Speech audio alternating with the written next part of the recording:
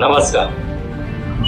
मी सिनेनाट्य अभिनेता सुधीर आंबोले उर्फ तुमच्या सगळ्यांचा आवडताच बाबूदादा.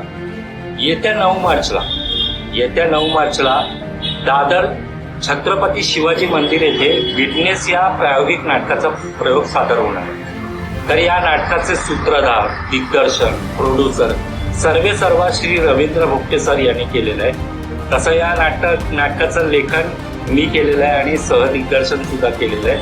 आणि हे नाटक निविगाव म्हणजे रायगड जिल्ह्यातील निविगाव आहे हे सहर्ष सविनय सादर करीत आहे. तर या नाटकाचा मी विटनेस होणार आहे.